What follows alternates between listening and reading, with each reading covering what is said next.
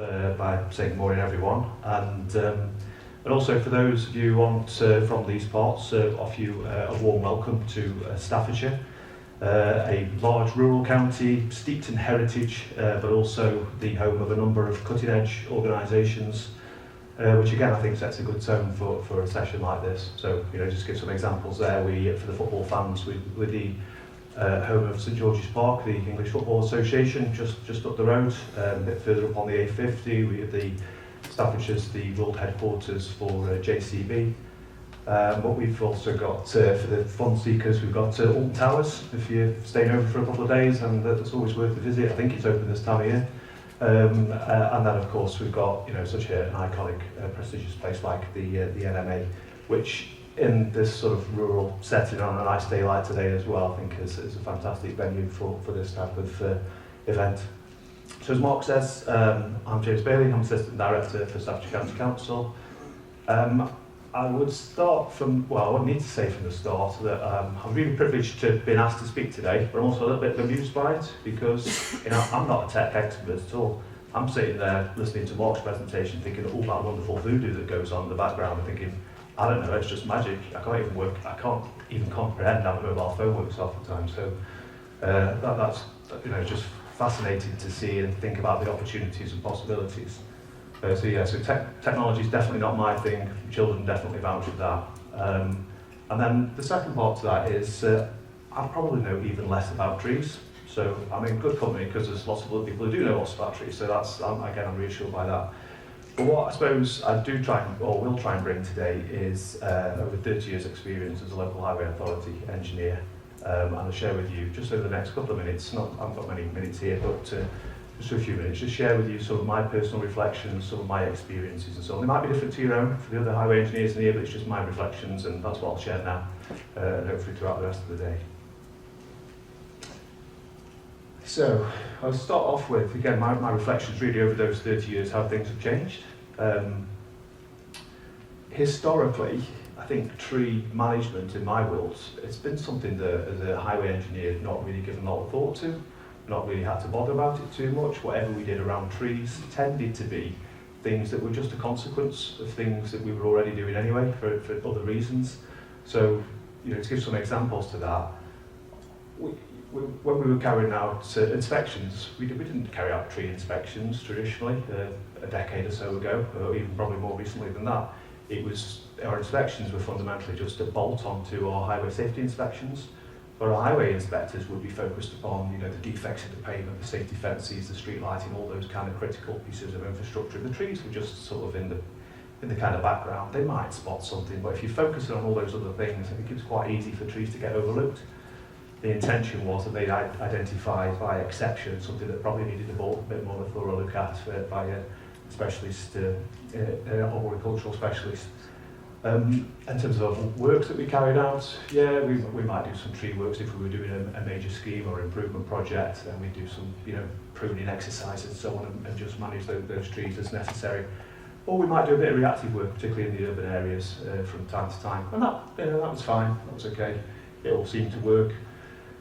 It's possibly for a number of reasons. I don't know. It might be because perhaps the tree stock was less mature then, and of course there's less problems. But generally, it was probably because society seemed to have less expectation on us. They were more accepting that that's how we just manage trees. They tell us things, and we'd cope with it from as and when necessary.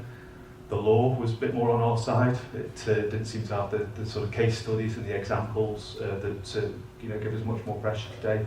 And also, we got the resources.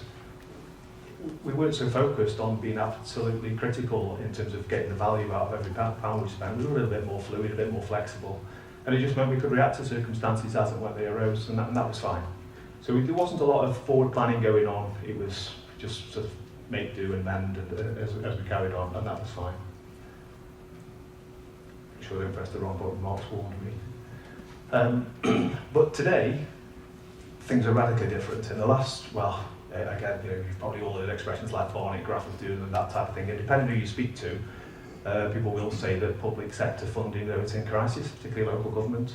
So pressures in children's services, adult social care, They are phenomenal. And just in highway sector alone, it's well publicised that we've got a backlog of about £12 billion in road maintenance. I'm talking about carriageway maintenance in the UK.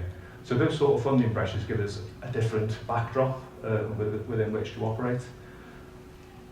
Society-wise, I think our residents and businesses much more demanding these days.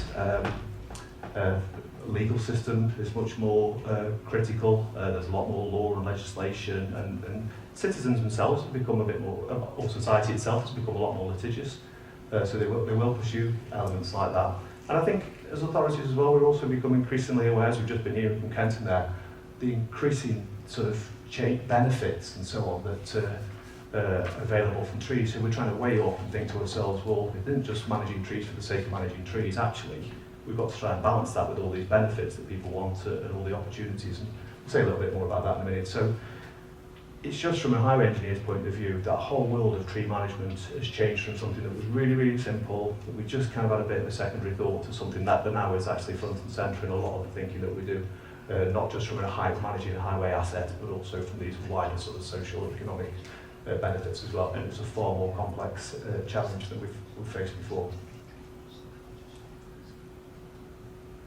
So just want to bring that, sort of take that forward a little bit more. I think I can boil it down in my own mind to sort of 5 or 6 key areas, or some sort of summary areas of what those kind of elements can be sort of featured into, the key sorts of themes, if you like.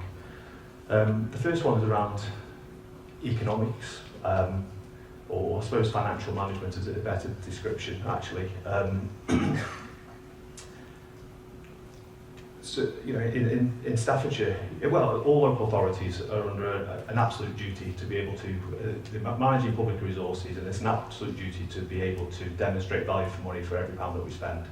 And that obviously means it doesn't need any science or data to tell you, but that's logically about not just doing things reactively and spending money and duplicating effort and so on. It's about clear plans, coordinating your efforts, doing things in a measured, proportionate way.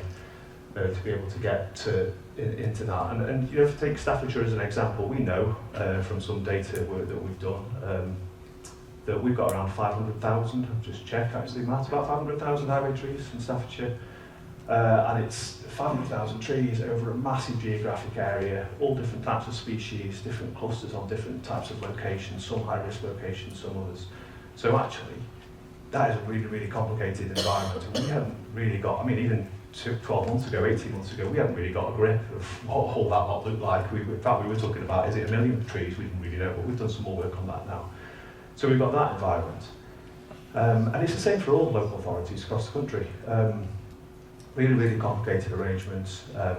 They literally, I'll sort of drop it in there, but they literally can't see the wood for the trees in terms of planning context and trying to get value for money from their operations. So that is a real challenge for us. And I think it's really about trying to be able to use the data, use information. As I say, we've started that journey now, Matt started that journey now to start to quantify what it is in terms of an asset, and we can start putting those plans and programs and delivering that value for money with some confidence and assurance going forward. The other element that I think really flows with that is the legalities. So if we don't really know what's going on and we can't manage that tree inventory, how can we have any confidence that actually we're satisfying our legal requirements? We've got national codes of practice that talk about risk-based approaches, but actually we don't even know where our risk is, or historically we wouldn't know where our risk was. We couldn't quantify it, we couldn't target our resources. And the legislation's moving on all the time, and they all felt quite relaxed a few years ago, I think. But then there's been a few cases across the country. We've had it in the Wirral, I think Staffordshire certainly, I think Aberdeen. There's been different cases all across the country where you have a tree incident, particularly if someone's seriously injured or, God forbid, killed as a consequence, and all that kind of relatively relaxed policies and strategies and approach, which all seems perfectly reasonable and has been through Cabinet and signed off. All of a sudden, when the HSE are knocking, Cabinet are very interested, and everyone's putting a microscope over, or magnifying glass, over all those arrangements.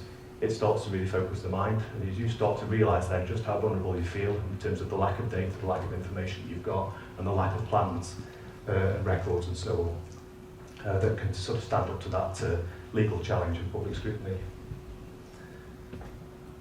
And then, as Kent has just been saying, I can't give justice to this at all, but when I'm listening to Kenton's sort of presentation and other things, that sort of, all of that social, economic, environmental benefit that's out there, not just in terms of managing our own existing tree stock and what does that offer, what does that create for us, but also in terms of planting programmes, the opportunities that exist there, it's just phenomenal.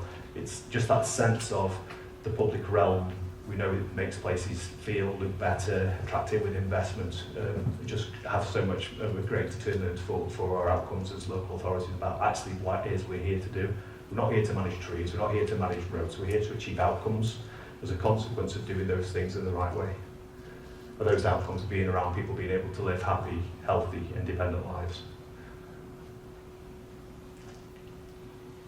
And then I'll just carry that on, so again, the environmental elements, I suppose, is an extension of what I was just saying around the social side, but again, it explores then into other areas, so we've got all those other pressures around how do we use data and how do we use our tree management to be able to inform our things like our net zero targets.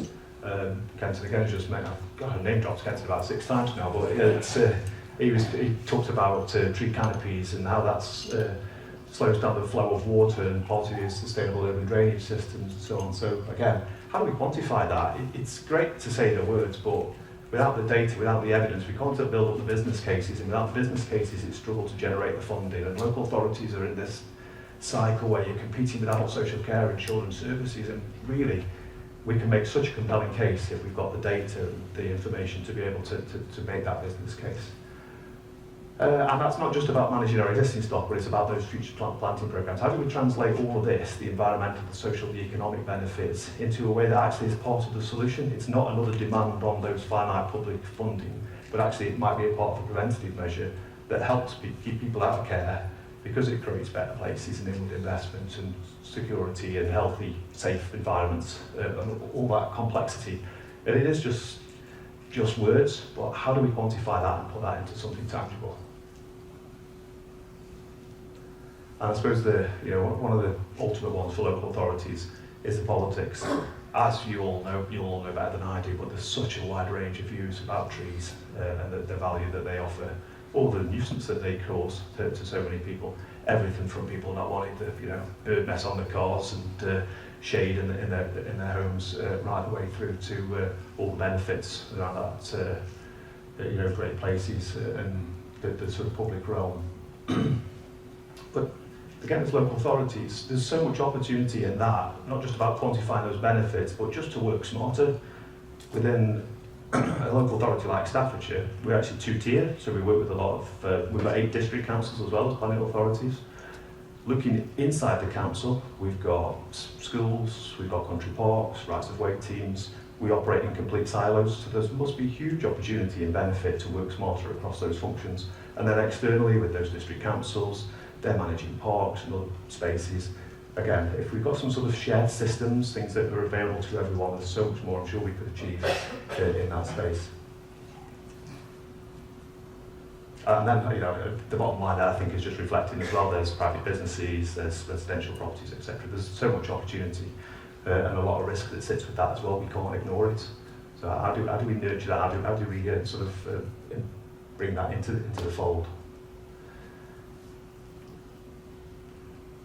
So this last slide is really just a quick summary to say, so we know we've got data, we've got lots of data, not really sure what data we need, whether there's data missing, but we've got data, lots of it. We've got lots of software systems and the capability to develop those software systems.